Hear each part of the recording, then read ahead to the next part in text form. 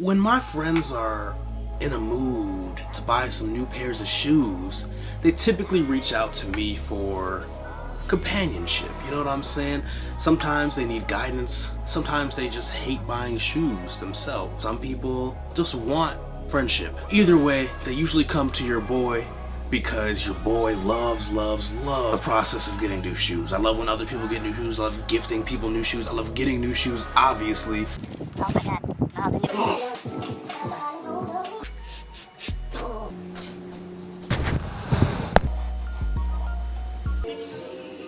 Oh shit. So naturally they take me. When people take me, they often ask me to help them in, selecting what kind of shoes they want to get.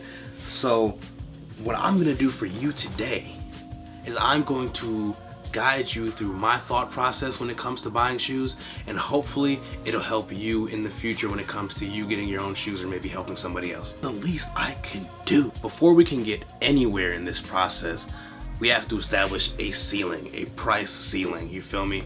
Because we can sit there and look at all these shoes and how much they cost and shit, but if you're not willing to spend that money, then why are you even glancing in that direction? For me, my ceiling is 200. I think I can get high quality shoes at 200 or less and be satisfied. Some people go above that, you know what I mean? And that's cool, more power to them.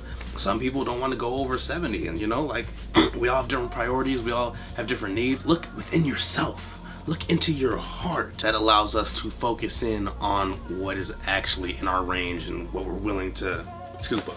After our ceiling is set, it is time to figure out exactly which shoe you want to pick up. For me, people always try to tell me they can't wear this type of shoe, they can't wear that type of shoe.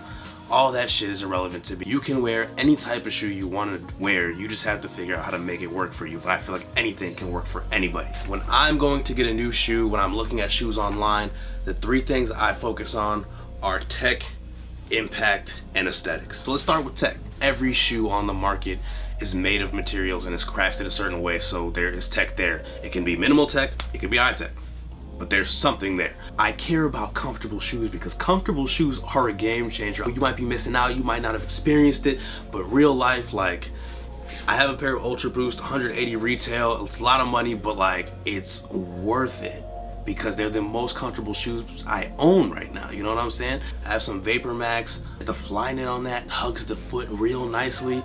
Good tech, good comfort. You walk around feeling good. And the OG Chuck Taylor classic shoe, you know what I mean? I love that shoe, but it is one of the most uncomfortable shoes for me personally. Whenever I wear a Chuck Taylor, an OG one, within 30 minutes to an hour, I start to feel this sharp pain down, vertically down the center of my foot. I feel like I can feel every pebble when I'm stepping on the street. I mean, it's essentially a glorified sock. I stopped wearing them even though I liked them. A couple years ago, they announced the Chuck 2. They put a Nike Lunarlon insole into them.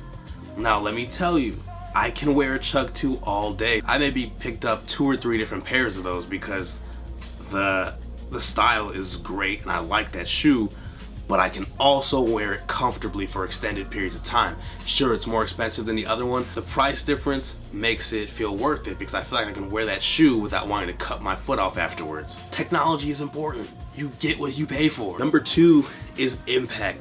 Impact is what the shoe means to you, the story that the shoe's telling. The easiest example of this is Jordans. The Jordan 1, the Band 1, you know what I mean? The one that changed everything. That is an impactful shoe, model, and colorway. The stories aren't limited to just the athlete though. The stories connect to your personal lives as well. Santino recently bought some playoff 8s because he had a pair of those when he was a baby. That is impact. My sister had a pair of Columbia 11, so she bought the Legend Blues a couple years ago. That is impact. Other forms of impact are like collabs and things. Vans has a Marvel collab that has a couple dope looking models. Vans does a lot of cool stuff. Any subculture you subscribe to, if there's a collab with a certain shoe brand, that's impact. The stories and the connection. Last but not least, this is probably the most important behind the ceiling: aesthetics. Shoes are different in style. Some are bulky, some are slim, some are high tops, some are low tops, different materials. The aesthetic is important because you have to wear this shoe every day or every couple days. So if this shit is butt-ass ugly, do not buy it. If you think it's butt-ass ugly, it can be teched out, it can be the coolest collab, but if it's ass ugly, I'm not gonna buy it. I'm just gonna be disappointed because I'm satisfied on two ends, but the most important end is trash. I can't wear an ugly shoe just because it ticks other boxes. You know what I'm saying? That part is completely subjective. Everybody's on this dad kick wave. I think that shit's fucking goofy as hell. So you won't catch me in any Air Monarchs, you feel me? Everybody has a different style and aesthetic, and you gotta make sure that whatever you're trying to buy fits what you envision to be an attractive looking shoe, because you have to wear that. You have to be confident in that when you wear it. So if you think it looks busted, but it's trendy, then fuck it. Like, it looks busted. The trendy part does not matter. That's pretty much it. Tech, impact, aesthetics. If I can hit all three of those, that is like a god tier shoe. That's like my Yeezy from back in the day. I just got sad. So when you're you know, buying shoes next, or if you're going with somebody, is that shoe comfortable? Does it mean something to you? Do you like it for any specific reason? Does it remind you of something? You know, does it remind you of the farm when you were a child and the little piglets playing in the slop, and then they're plop, plop, plop.